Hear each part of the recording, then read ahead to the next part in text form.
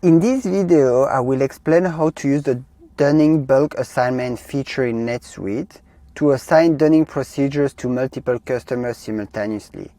This is useful for streamlining your dunning process and ensuring that all relevant customers have the correct dunning procedure assigned. So you need to follow the following steps. You go to Setup, Dunning Bulk Assignment. In the Applies to, you select Customer. In the dunning procedure, I will select my dunning procedure that I created on the previous video showing on the screen.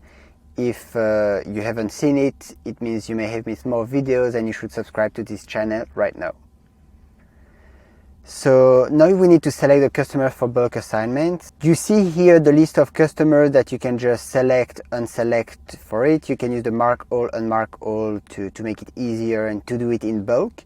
What you need to know is that this list includes customers who don't have a dunning procedure assigned, customers with different dunning procedures, and customers with post-dunnings.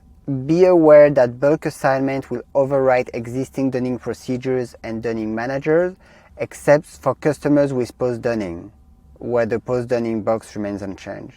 NetSuite discourages bulk assigning dunning procedures to customers with post-dunning.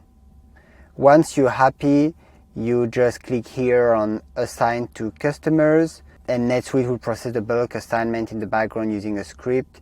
You will receive an email notification when the process is completed.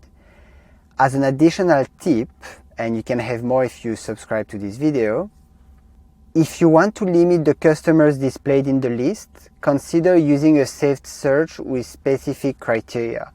This can help you avoid unintentionally assigning dunning procedures to customers with post-dunning or other specific conditions. Thank you for following this video, give it a thumbs up and see you at the next one. Bye bye.